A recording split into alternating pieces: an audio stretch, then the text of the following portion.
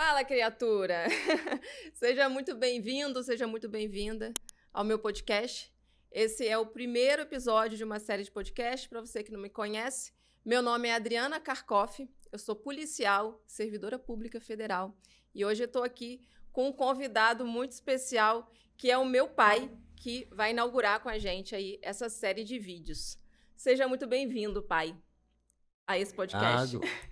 Obrigado pelo convite, muito obrigado, minha filha e entrevistadora. Estou à sua disposição aqui. Vamos lá. Eu vou explicar um pouquinho para vocês por que que eu, né, chamei o meu pai para estar aqui com a gente. Pai, eu te chamei aqui para estar aqui comigo nesse bate-papo, porque o senhor para mim é referência quando a gente fala de quebra de crença, aquela crença que as pessoas têm de que agora é tarde. O senhor para mim é essa autoridade que fala para a gente que nunca é tarde para a gente correr atrás dos nossos sonhos, né? Já que o senhor se formou na faculdade de Direito aos 48 anos de idade, não é isso?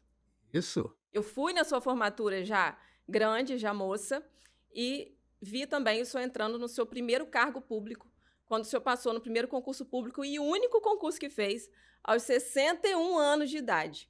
Então, eu queria que o senhor contasse um pouquinho dessa trajetória. Por que para o senhor tudo começou assim tão tarde perante esse padrão imposto pela sociedade, que a gente tem que se formar no ensino médio aos 18 anos, que a gente tem que estar entrando na graduação aos 18 anos e saindo dela aos 22, 23 anos já formado e está entrando no mercado de trabalho.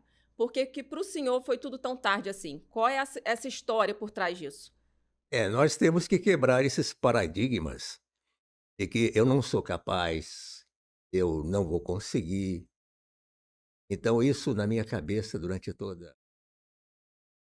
Eu me aproveitei das minhas limitações, porque desde novinho eu tinha consciência da minha situação como portador de déficit de atenção e sempre fui muito discriminado. Então essas discriminações me desafiavam sempre. O senhor sofreu algum tipo de discriminação, assim, quando criança? Sim, eu tive muita dificuldade de estudar, né, muita dificuldade de aprender. E de tal maneira que quando eu me lembro perfeitamente, 9 anos de idade, o meu pai foi chamado várias vezes no colégio e sofrendo a pressão para me tirar do colégio, que eu não seria capaz de aprender e não seria capaz de me inserir naquele ambiente escolar, devido às minhas reações não compreendidas pelos professores de quem é portador de déficit de atenção. Dificuldade para estudar, no caso. Muita dificuldade, Nota baixa. muitas notas baixas e muito problema de relacionamento, e de maneira que, em sala de aula, eu causava um certo desconforto para os professores, devido ao meu desligamento, né. Eu ficava desligado, assim, da realidade. A professora estava explicando, eu estava olhando, para o lado, para a janela, né, olhando os passarinhos voarem, eu estava fora daquela realidade. Então, de maneira que eu não conseguia me concentrar, eu tinha extrema dificuldade para me concentrar, como tenho até os dias de hoje. Eu não me livrei dessa dificuldade, né. Mas, com o correr da vida, com os aconselhamentos, com os incentivos que a gente vai obtendo da família, com o nosso próprio autoconhecimento, nós vamos aprendendo, a lidar com a situação. E sempre tendo um desafio diário de se superar. Então, quando eu me levanto, eu sinto que eu tenho um desafio de vencer as dificuldades que eu mesmo me imponho com as minhas limitações para aquele dia. Isso começou lá atrás, quando o senhor era criança, né, e teve reflexos durante a sua vida que culminou em o senhor estar se posicionando, profissionalmente, enfim, mais Em tarde. tudo. Me atrapalhou no relacionamento, nos relacionamentos, me atrapalhou no aprendizado, na escola, no ensino fundamental, ensino médio. Tanto é que eu só consegui me concluir o curso médio com 35 anos de idade. Com 35 anos de idade, 35 essa anos eu de não idade. sabia. Com 35 anos de idade, só se formou no ensino médio. Concluí o ensino Concluiu o médio, ensino médio. finalmente, né? Me formei aos 35 anos, eu concluí o ensino médio devido não porque eu quis me atrasar nos estudos, não porque eu não era diligente para estudar, mas tamanha era a minha dificuldade. Mas nunca deixei de correr atrás dos estudos, correr atrás do trabalho. Tanto é que aos 35 anos eu já tinha uma carreira de rádio e jornalismo, mesmo com essa dificuldade, desde 1970, quando eu tinha 19 anos de idade. O senhor hoje é servidor público municipal, né, da prefeitura de Campos Goytacazes, né, interior do Rio de Janeiro. O senhor foi advogado, que a sua formação é direito, né? Ou na faculdade de direito, como eu falei, aos 48 anos. Mas o senhor tem um passado de uma profissão, né? E como é que foi? Tendo essa dificuldade para estudar, tendo que aprender uma profissão, com quantos anos o senhor começou a trabalhar, né, no rádio? O senhor também foi radialista, né? Durante quantos anos? Nós falamos isso não é para chamar atenção na nossa pessoa, é para incentivar as pessoas que, porventura, estejam ouvindo a gente a não desistir, a continuar. Não ouvir aquelas palavras de derrota que geralmente as pessoas ouvem pela discriminação, seja porque a pessoa seja pobre, porque seja pela origem da pessoa, pela cor, pela etnia. Então, todos nós temos uma limitação. E, no meu caso, é até interessante, porque quando eu comecei a fazer testes para o rádio na década de 60, muitas pessoas me perguntavam: você é gago? Porque eu gaguejava também. Eu gaguejava muito devido ao meu estado emocional, aquela pressão psicológica, aquelas minhas dificuldades me colocavam numa situação psicológica terrível. Então, eu tinha uma gagueira emocional. Então, as pessoas brincavam. Então, eu tinha um grande desafio. Eu vou conseguir ser locutor de rádio, mesmo sendo gago. Olha. E aí fiz aqueles treinamentos, né, para poder vencer a gagueira. Até me lembro do Nelson Gonçalves. Conhece Nelson Gonçalves? Sim. Nelson Gonçalves foi um dos maiores cantores brasileiros, né? Uma das vozes mais bonitas do cancioneiro brasileiro. O Nelson, ele gaguejava muito, o tempo todo, só não gaguejava quando cantava. E aí eu aprendi uma técnica de fazer locução sem gaguejar, estendendo a pronúncia das palavras, como alguém como Nelson Gonçalves fazia cantando. Aí eu consegui vencer essa barreira. E aí, em 1970, eu consegui, lá em São Paulo, capital, onde eu nasci, fui criado, você sabe perfeitamente, que você é filha de paulistano, paulista, né? É.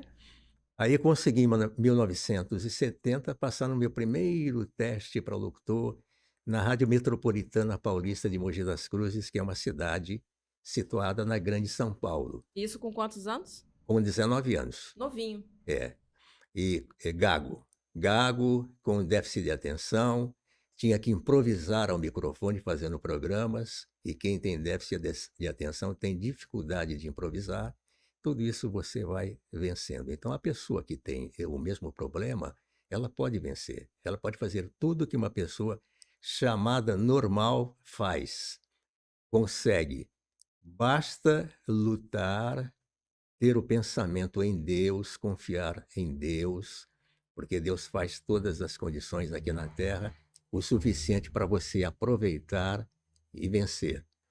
E, dessa maneira, eu comecei minha carreira em 1970 como locutor, mesmo gaguejando, mas já não gaguejava ao microfone, usando essas técnicas que eu aprendi, as duras penas, e também comecei a escrever notícias para jornal, para emissora de rádio em 1970, mesmo com a dificuldade que eu tinha de aprender e de escrever. E naquela época, né, eu acredito que não tinha assim um tratamento, uma medicação, porque hoje você ter déficit de atenção, esse diagnóstico, ele é muito difícil de ser dado, porque ele é multidisciplinar, envolve vários profissionais para poder fechar o diagnóstico que uma pessoa tem déficit de atenção, né, tem TDAH, né? E imagino naquela época que a gente não tinha, as pessoas não tinham muito acesso, né, a esses tratamentos, nem sei se existia esse tipo de tratamento. O senhor chegou a fazer algum tratamento para Não, não isso? existia tratamento, não havia um diagnóstico para isso. Eu não me lembro de ter havido naquela época um diagnóstico para o déficit de atenção. Eu soube que tinha o déficit de atenção com 30 e poucos anos. Depois. Aí eu fiz aí com a ajuda das pessoas especialistas, né? Então, sendo diagnosticado como portador do déficit de atenção depois dos 30 anos, então eu inferi que aqueles problemas que eu vinha tendo desde a infância eram em decorrência do déficit de atenção. O senhor identificou os sintomas que o senhor tinha naquela época, né, já aos 30 e poucos anos, como déficit de atenção, É porque na né? década de 60, eu não sei quem, de repente alguém sabe dizer, mas eu não tinha acesso a essa informação, não. Embora buscasse muito saber o que estava acontecendo comigo, né? Então, eu tinha muitas dificuldades que mais tarde eu vim saber que se tratava do déficit de atenção. E aí termina o ensino médio, né, muito tarde, mas já com uma profissão. O senhor já tinha uma profissão, já estava trabalhando. Sim, e já estava trabalhando há 14 anos, eu acho, já na profissão, não, 14 não, de 1970 a 1986, né? Sim, já Então, estava há muito já tempo estava já tá bem, trabalhando. já estava bem calejado, vamos dizer assim. E mesmo E, assim, já tendo uma profissão, resolveu estudar e não vou ali terminar não, o tempo todo eu tentava a estudar. escola, né? O tempo todo eu tentava conciliar o trabalho com os estudos, mas não tinha uma concentração assim para o estudo.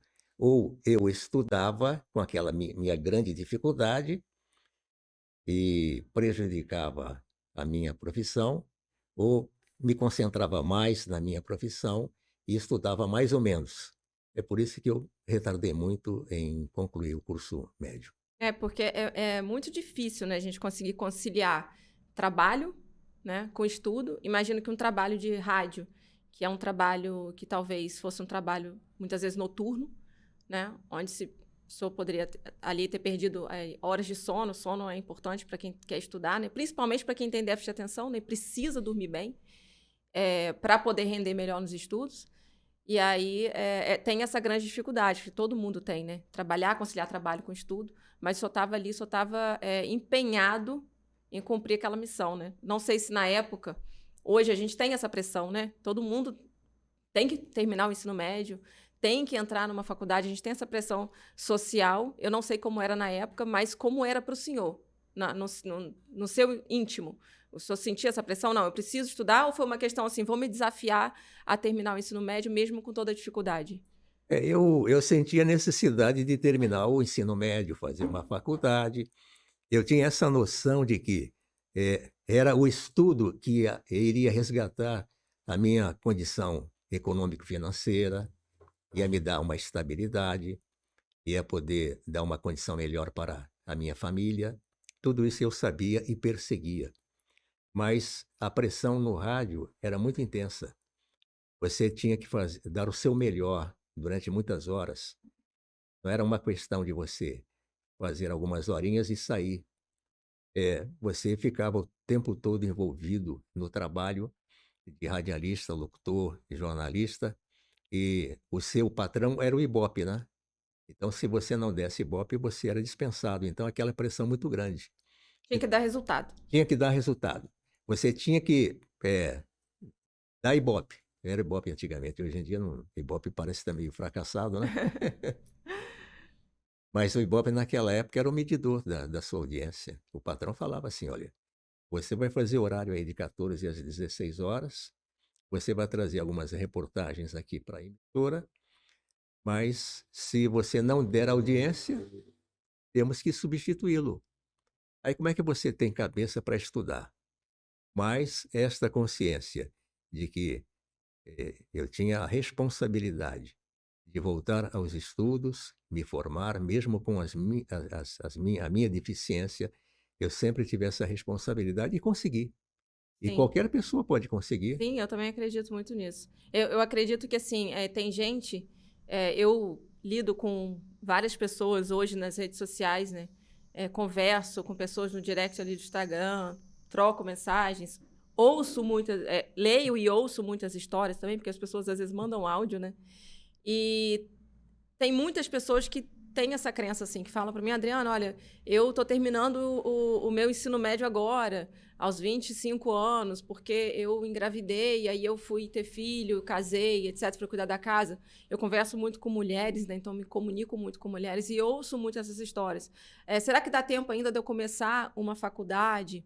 Né, isso é uma realidade de muitas pessoas, né, hoje, no Brasil ainda, né? Muitas pessoas ainda não têm o curso superior ainda, uma profissão, né, vinda de um curso superior, ou seja, uma faculdade. Como a sociedade impõe muito isso para a gente, que a gente tem que terminar o ensino médio, tem que cair dentro de uma faculdade aos 18, 19 anos, que para mim é ainda uma idade muito nova para se escolher uma profissão para a vida, né? Afinal de contas, a gente está escolhendo uma profissão que a gente vai, né, seguir a vida inteira, muitas vezes, né? As pessoas não têm muito essa cabeça de vou fazer uma transição de carreira e vou sair da profissão que eu estou para uma outra profissão, como eu fiz aos 38 anos, que eu saí da profissão de cirurgiã dentista, né, que é a minha formação, para entrar numa carreira policial como servidora pública federal. Já estava no serviço público como policial, né, na área de segurança pública há 9 anos, mas fiz essa transição, tive que largar, abrir mão, né, do consultório odontológico, abrir mão de ser dentista para ser policial, para poder estar dentro do serviço público, que foi uma escolha, mas isso não é o normal, né, da maioria das pessoas. As pessoas se formam na faculdade e elas vão ter essa profissão. E eu acho essa idade de 18, 19 anos, eu pessoalmente acho muito nova. A pessoa não tem, muitas vezes, maturidade para fazer essa escolha, né? Eu acho que a pessoa deveria sair ali do ensino médio e ter um tempo para que ela se decida, né? Decida o que vai fazer, né? E hoje, não necessariamente uma faculdade, porque hoje, no mundo que a gente está, né, não necessariamente você vai precisar de uma faculdade. Como que foi para o senhor essa virada, assim? Eu preciso, agora que eu já tenho ensino médio, agora eu quero ou eu preciso fazer uma faculdade. E por quê? Assim, vou fazer uma faculdade de Direito. Na realidade, eu não fiz assim, eu não falei assim: "Agora eu vou fazer Não isso". teve essa virada de É, chave. é. Eu virei todo dia eu estava virando a chave. Eu vim virando a chave desde novo. Então foi uma consequência e também por me cercar de pessoas, que não me discriminavam, pessoas que me compreendiam e pessoas que me incentivavam. É, quando eu, fui fazer o concurso público, você sabe que você me incentivou, você foi a pessoa que foi Sim. super importante me incentivando para fazer o concurso público para a prefeitura de Campos, né. Eu fiz aos 61 anos de idade, tomei posse aos 63. O meu genro, o seu marido, foi de suma importância, então foi a pessoa que, ficou me perturbando: "Não, o senhor pode conseguir, o senhor vai conseguir", todo dia falava, falava, falava, o Adriano falava, e aí isso me fez bem. Então você tem que se cercar de pessoas que te influenciem bem, não as pessoas que tragam palavras de derrota. Porque dependendo do clima onde você vive, você pode ser derrotado ou você pode vencer. Sim, o ambiente acaba modulando o nosso comportamento, as nossas decisões, as nossas escolhas, né? São Na época que o senhor decidiu, faculdade, vou fazer uma faculdade, teve isso? Teve esse ambiente? teve também, teve sim, teve, porque, eh, eu me lembro que, eu fiz há 2 anos em São Paulo, né. Tem um detalhe que em 1989, eu com 38 anos, eu ingressei na faculdade de Direito da Universidade Brás Cubas, lá em São Paulo, e devido a esse problema de conciliar trabalho com estudo, que eu estava falando há pouco, tive que parar, e desistir. Fiquei um tempo fora e retornei aqui em Campos eh, no ano de 1995, continuei e me formei em 99, aos 48 anos. mas com pessoas que me influenciavam, amigos que me colocavam para cima. Isso é importante. Sim. Então, eu recomendo que as pessoas se acerquem de pessoas que tenham palavras positivas, palavras boas. E, acima de tudo, você mesmo tem que reconhecer a sua limitação, sabendo que você não consegue nada sozinho, e confiar em Deus. Eu confio muito em Deus. Sim. Tudo que eu faço na vida, eu peço a Deus, confio em Deus, confio na providência dele e entrego minha vida todos os dias nas mãos dele, para que ele possa me sustentar e me dar a vitória sobre esses obstáculos. O engraçado é que eu me lembro, né? A gente estava até conversando sobre isso essa semana, porque eu me lembro, obviamente, claramente da sua formatura. Eu já era adolescente na época, 99, eu já tinha 14 anos, 14 para 15, né? E eu me lembro claramente, me lembro já de ter ido na faculdade falar com o senhor algumas vezes. E a imagem que eu tenho na minha cabeça era que os seus colegas de faculdade eram todos novos. Imagino que deveriam ter 20 e poucos anos. E o senhor era visivelmente a figura mais velha da sua sala de aula. E talvez, o meu irmão mais velho, né, o Rodrigo, seu filho, é 7 anos mais velho que eu. E talvez, acho que tinha gente ali da idade do Rodrigo, Sim, ali sim, junto com o senhor na faculdade. Como que foi, assim, essa convivência? eu não percebi isso não, né? Eu não Notou percebi. essa diferença? Eu não costumo ficar me comparando assim com as pessoas, né? De repente, eu tomava muito cuidado de não pensar que eu era jovem, né? E eu recebi muita ajuda também dos jovens, porque no meio dos jovens tem pessoas que têm carinho pelas pessoas mais velhas, né? Recebi muita ajuda deles, foi fundamental para eu conseguir me concentrar nos estudos, me formar, né?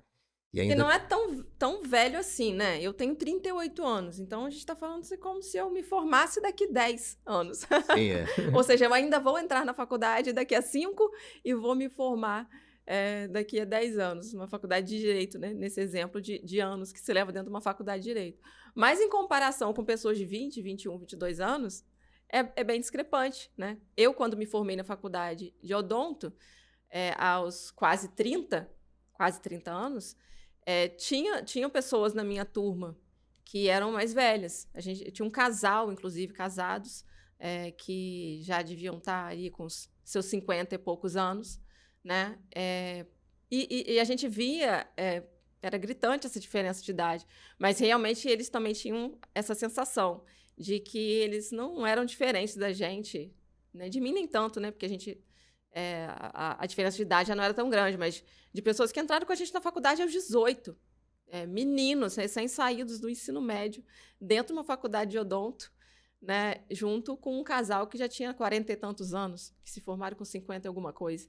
Né? Então, não é comum, dentro de uma sala de aula de faculdade, a gente ver pessoas nessa idade, porque as pessoas começam a estudar mais cedo. Né? Então, não sei se o senhor sofreu algum tipo de discriminação, se eu ou se sua sofri, rotina era diferente, porque o senhor também trabalhava, né? eu chegava correndo, apressado, assim, esbaforido para as aulas, né? E conciliar o trabalho com o estudo. E eu nunca parei para pensar nisso, não, que alguém estivesse me discriminando. Claro que, evidentemente, né? Eu só me lembro que o diretor de uma emissora de rádio onde eu trabalhava disse assim para mim: "Tá maluco que fazendo faculdade a essa altura do campeonato? Nós que somos mais idosos devemos nos reservar a colher o que nós já plantamos", né? Mas, enfim, É aquela pessoa que acha que tem uma certa estabilidade na vida, né? Eu costumo dizer o seguinte: na vida não tem estabilidade. Ou você está correndo atrás para poder avançar, ou você está ficando para trás, porque a vida vai jogando a gente para trás, né? Então a gente tem exemplos assim, a pessoa ali tem uma profissão, né, construiu algo, né, construiu uma casa, construiu algum patrimônio, mas, por exemplo, essa casa, ela vai se deteriorar. O salário que a pessoa ganha, ou um salário, uma aposentadoria, enfim, ele daqui, o que é hoje, daqui 2, 3, 5 anos, 10 anos, já não vai ser a mesma coisa. Não tem o mesmo poder de compra, por exemplo. Então, se a pessoa não pensa em avançar, ela não está avançando, ela está ficando para trás em relação à vida. Isso é óbvio, né? Então, essa estabilidade que as pessoas procuram, que talvez seja essa estabilidade que esse diretor de rádio achava que tinha, na verdade ele não tinha, né? O senhor estava avançando, ele estava achando que ele estava estável, mas talvez ele estivesse ficando para trás.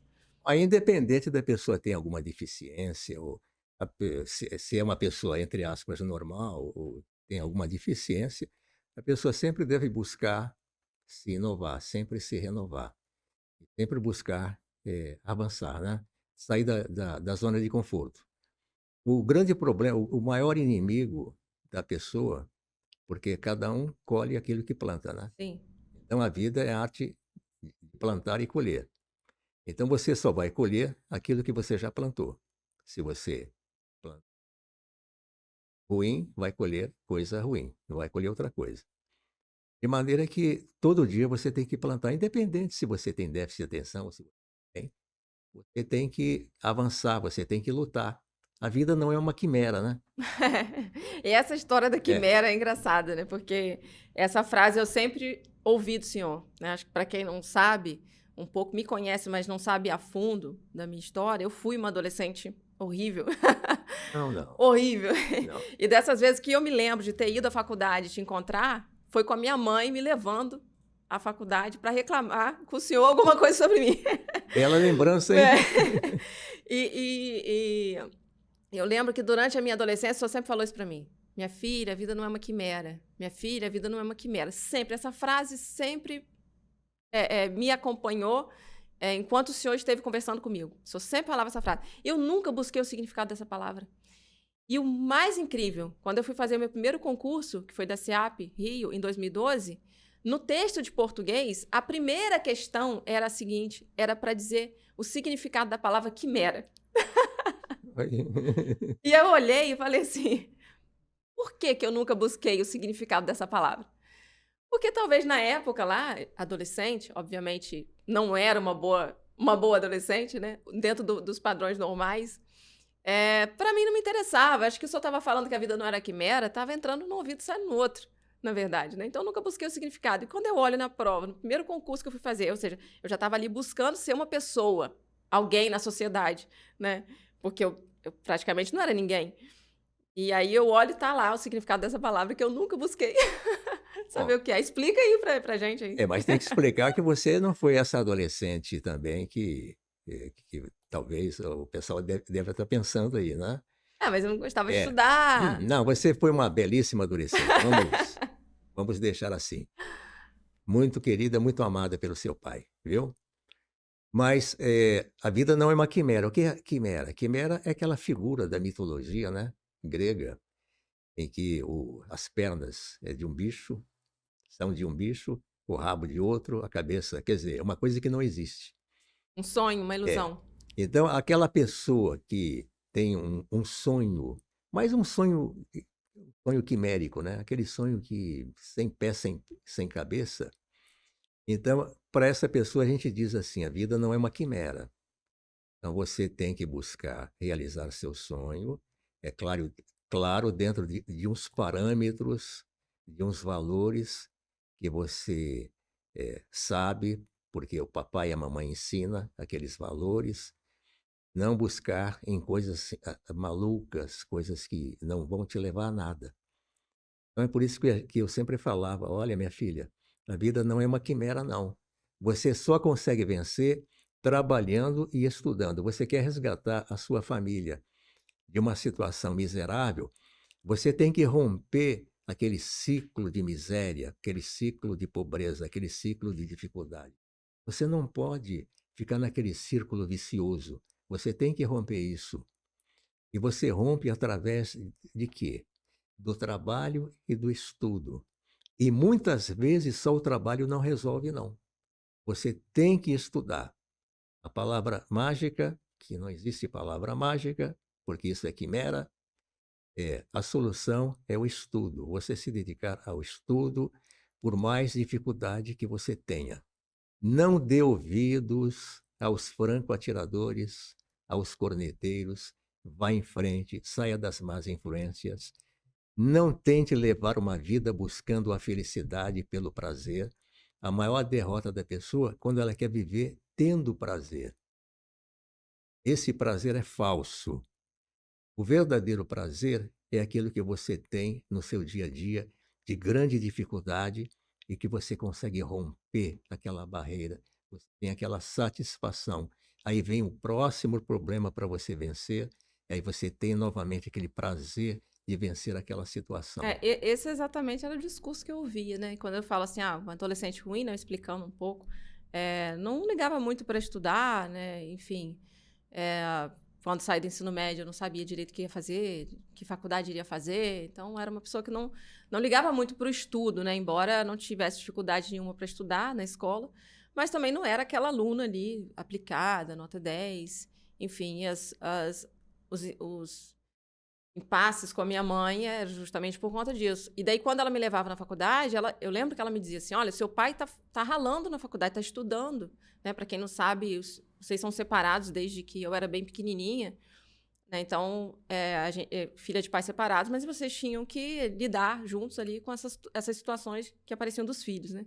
E eu era, talvez, a problemática sempre presente. E minha mãe sempre falava isso, seu pai está na faculdade, está estudando. E hoje, para mim, me parece muito contraditório. Por quê? Porque hoje eu passo essa visão para as pessoas, né? As pessoas olham para mim e me veem como referência, né? No estudo, na luta, mas eu não era assim. E eu não consegui enxergar lá atrás toda a sua história. Né? E quando eu falo enxergar a sua história, eu estou falando de momentos em que eu vi que, né, o senhor passando por dificuldades financeiras para poder pagar a faculdade, né? E eu me lembro quando a gente era criança, que o senhor pegava a gente para passear. O senhor morava em São Paulo, né? Teve uma época que o senhor estava morando em São Paulo, que o senhor se separou, foi embora para São Paulo.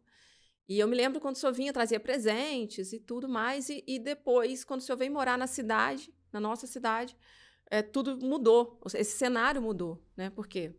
Porque eu me via saindo de casa para encontrar meu pai e eu levando o dinheiro que iria entrar no circo, eu levando o dinheiro que iria entrar no parque, porque minha mãe tinha essa consciência que o senhor estava com essa certa dificuldade financeira. Né? E aí, como que foi, assim? Porque o senhor trabalhava em São Paulo, no rádio, né? E só para a gente poder fechar essa história, né? Que tem na minha cabeça, que são essas lembranças que eu tenho. Então, como é que foi? O senhor trabalhava no rádio e como é que foi vir para uma cidade de interior, onde o senhor não tinha talvez um emprego? A carreira do rádio é igual a carreira do circo, né? Antigamente era, agora não, agora mudou tudo, né? Então você tinha que ir para onde você era contratado. Tanto é que durante a minha carreira, em 32 anos, batendo ponto no rádio, fazendo ao vivo durante 32 anos, eu trabalhei em 15 emissoras de rádio. Uau.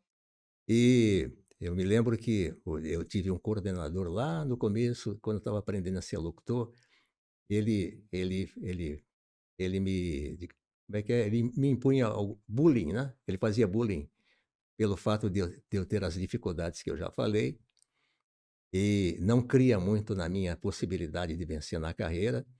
Então, para mostrar que você pode vencer, mesmo tendo as dificuldades, e para mostrar que você tem que ter a consciência que um dia você está lá em cima e outro dia está embaixo, você tem que estar preparado para isso. Então, mais tarde, ele veio me dar parabéns porque ele era uma daquelas pessoas que não criam na possibilidade de eu fazer uma carreira no rádio, mas ele me deu os parabéns quando eu estava na Rádio Globo fazendo o Globo no Ar e o seu redator-chefe. Então, aquele gaguinho, aquela pessoa com déficit de atenção lá em São Paulo, que era bulinado porque tinha toda essa, não tinha todo esse perfil que eles achavam de uma pessoa que pudesse vencer na profissão e também nos estudos, né? Então, eu tive o privilégio de trabalhar na Rádio Globo, fazer o Globo no Ar, correspondente Globo, trabalhei no Rio de Janeiro, na Rádio Mundial, na Rádio Globo de Belo Horizonte, Rádio BH. E nesse período que você está se referindo, que eu estive em São Paulo, eu fiquei 7 anos trabalhando na Rádio Bandeirantes de São Paulo, AM e FM. muito bem colocado, muito bem empregado, salário muito bom. Morava em hotéis 4 estrelas o tempo todo, por conta da rádio.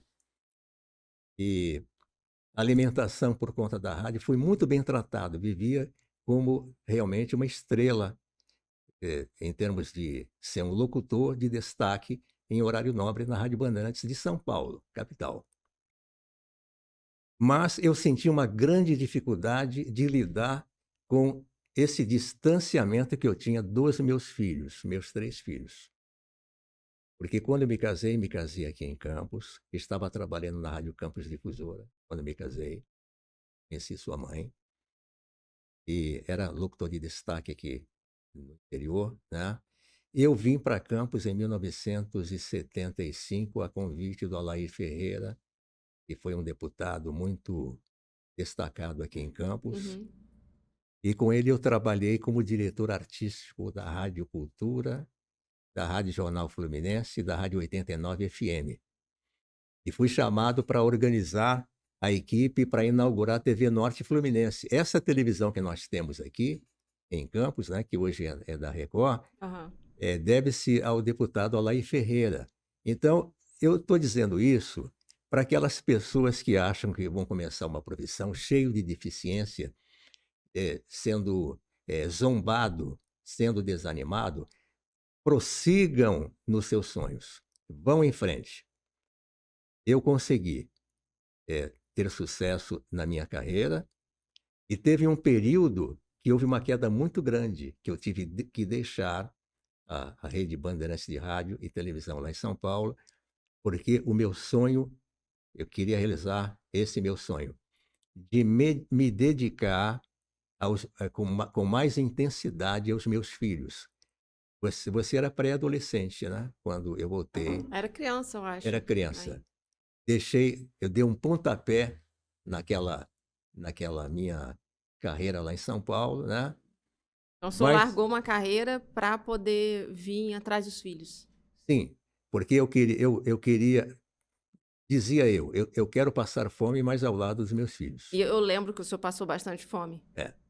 Eu quero passar dificuldade, porque você sai de uma carreira lá em São Paulo, na Bandeirantes, embora eu tenha passado por aqui com sucesso, que fui diretor artístico de 3 emissoras de rádio aqui. Aham. Eu vim de Belo Horizonte em 1978, contratado para organizar a 97 FM. A Rádio 97 FM, eu coloquei no ar a Rádio 97 FM. Organizei a equipe de locutores, de operadores de som, técnicos, discotecários.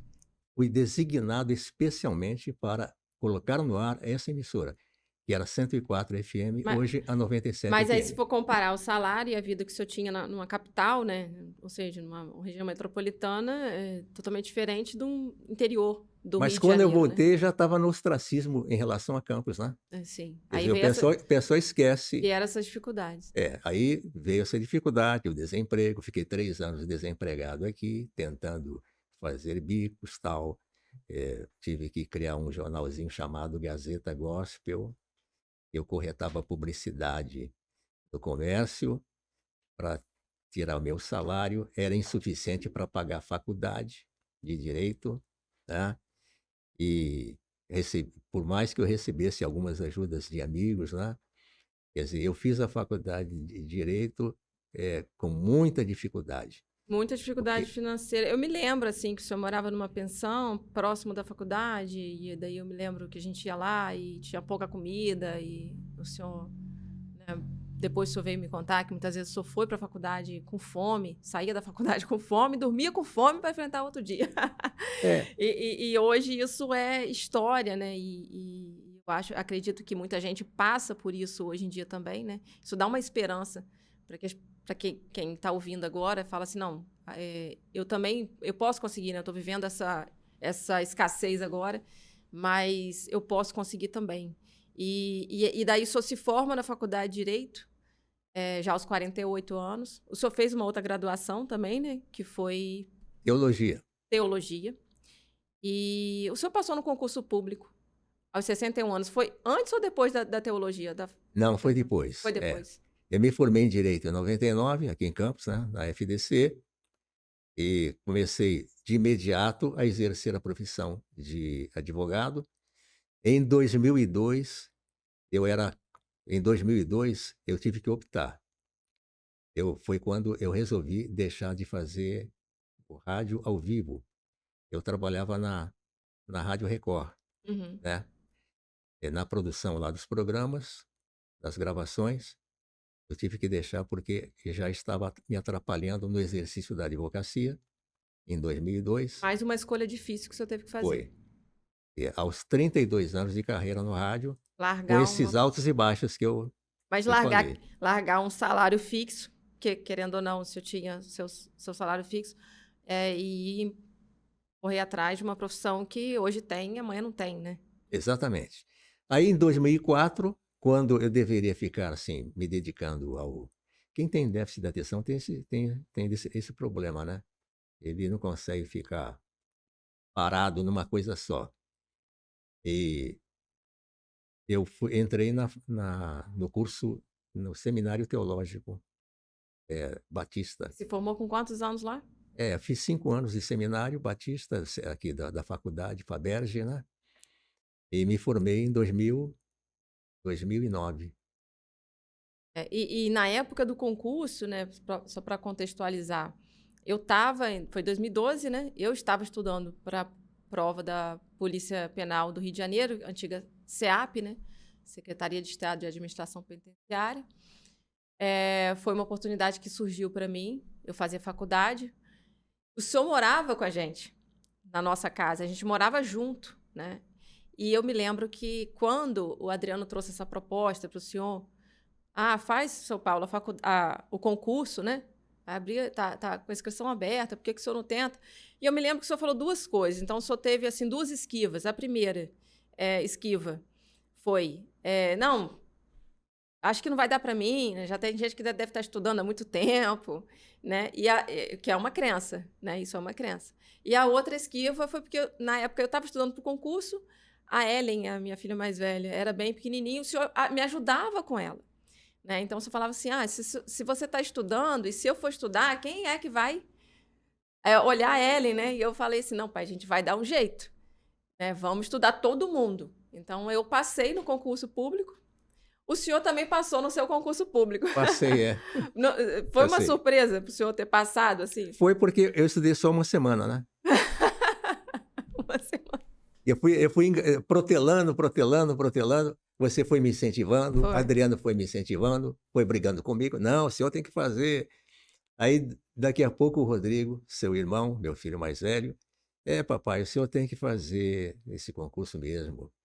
A a Chuchu, que é o seu Que é apelido, meu tem apelido. razão, o Adriano tem razão, porque o senhor já está ficando velho", para não dizer que eu já estava velho, né. "O senhor está ficando velho e mais tarde o senhor não terá essa energia", porque a advocacia e eu exerci a advocacia com bastante intensidade, não me formei e fiquei só no gabinete, não. A advocacia requer muita força física, né. Você se deslocar para audiência, você correr atrás diligenciando em delegacia, você diligenciando até a casa dos clientes, recebendo os clientes no seu escritório. Um dia o senhor vai se cansar, né, e não vai ter essa energia para captar o dinheiro, né, fazer o seu salário no trabalho, no dia a dia. E isso fez sentido nessa escolha de fazer o E aí concurso, eu né? comecei a ficar com medo de ficar mais Sim. velho e sofrer aquilo que, estavam me E aconselhando, o e que que muito bem. mudou? Assim, passei no concurso, tomei posse, comecei a trabalhar, qual foi a sensação? O que que mudou? E o que que o senhor conseguiu construir? Eu sei, né, mas eu quero que o senhor fale. O que que o senhor conseguiu construir desde então? Porque na realidade eu vinha naquele clima de circo, né, porque a minha alma é de radialista e de jornalista, né. Quer dizer, por mais que eu quisesse ficar perto de vocês, mas eu não conseguia me concentrar e também estava num período que não tinha condições financeiras mesmo de, reconquistar aquilo que eu perdi trabalhando lá em São Paulo e conquistar outras coisas, pelo pouco dinheiro que eu ganhava aqui em Campos. Me deu uma segurança, uma segurança. Primeiro que se você tem o seu salário de servidor público, você pode fazer um consignado, né? Começa por aí. E aí também a advocacia, Deus usou a advocacia para resgatar aquela situação em que eu tinha caído, né? Uhum. Quando eu voltei de São Paulo para cá, eu fiquei 3 anos desempregado, fiz a faculdade com muita dificuldade, passei muita dificuldade financeira. A advocacia me deu a oportunidade de ganhar um dinheirinho para poder comprar terreno. Eu já tinha mudado de vida e aí entrando, já tinha mudado um pouco o padrão de vida, né? Obviamente, com a advocacia, né? E aí vem o concurso e dá mais segurança Me dá, para o senhor dar me o dá próximo segurança. passo, né? Exatamente. Aí é que eu pude construir minha casa, que eu tenho depois do concurso É, público, né? construiu a casa e aí agora eu vou falar. Ah, Casou de novo, ou isso, seja, casou de novo primeiro, depois construiu a casa, teve mais um filho, que é meu irmão isso. Gabriel, com quantos anos? Ó, então isso aqui é para quem já se desiludiu da vida sentimental, né? É, Ainda há chance. você consegue sim, viu? Você consegue encontrar a pessoa que seja a sua outra metade. Eu me separei da sua mãe, né? Então, eu fiquei sozinho depois que divorciei da sua mãe, 28 anos. E Uau! solteiro, Hoje as 28 pessoas não anos. conseguem ficar 2 meses sozinhas. É, até encontrar essa abençoada com a qual eu casei e completei 9 anos, né? Casado. E ter passado Esse no ano. serviço público te deu alguma segurança, assim, para tomar essa decisão? Não, agora eu vou casar, vou Não, foi formar uma fundamental. família. Fundamental, né? Porque quando eu prestei o concurso público, eu estava namorando com ela. Mas aquela história, a decisão, não, agora eu vou casar mesmo. Foi porque eu passei no concurso público, né? Muito bom. Aí, agora eu vou casar mesmo. E É o agora que eu tenho falo sempre, segurança. assim, é o estudo, né? E quando a gente fala de concurso, a gente está falando de carreira profissional, né? Porque é uma carreira que você faz dentro do serviço público, mas não deixa de ser uma carreira. E quando você começa a trabalhar e você tem ali o seu salário, então, assim, todo mês você sabe que você vai ganhar aquele salário ali, né? Que não vai acontecer do seu chefe falar, olha, não preciso mais de você e você está na rua, né? Então, você tem essa segurança e você começa a fazer planos, né? Então, um plano de construir uma casa no terreno que eu já tinha, de casar novamente, de formar uma nova família. Foi mais ousado ainda, porque foi ter outro filho, né? Já há quantos anos? Gabriel fez 5 anos e 5 meses, O né? senhor está com 71.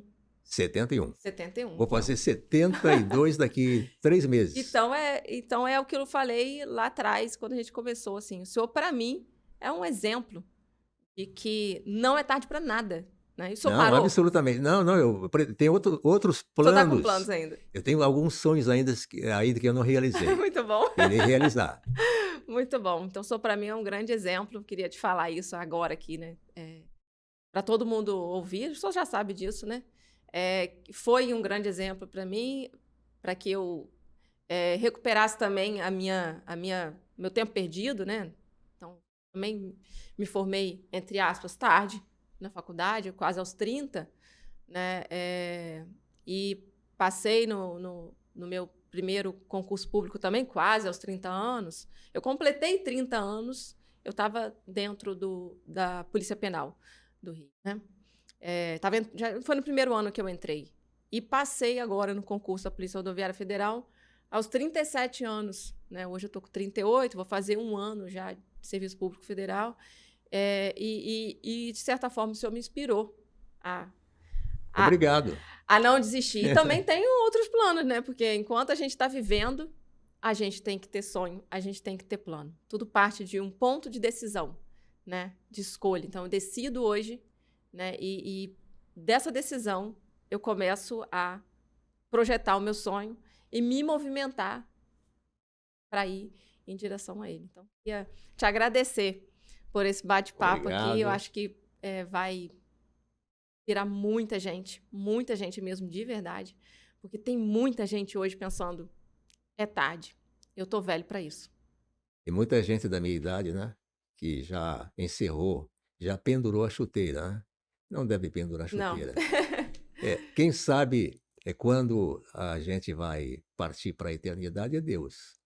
Enquanto a gente viver aqui na face da Terra, a gente deve continuar sonhando, senão a gente morre. Verdade. Quando nós paramos de sonhar, a gente manda um comando para o cérebro dizendo: pode me matar, porque já parei de sonhar, né? Sim. Então eu não quero enviar esse comando. Vou deixar na conta de Deus me enviar quando Ele quiser. Aliás, a minha Romilda, irmã da minha mãe, né? A sua tia, ela completou semana passada 95 anos. Quem me dera chegar aos 95, né? Sonhando e realizando. Muito bom. Obrigada, viu? Muito obrigada. Deus te abençoe, viu? Amém. Amém.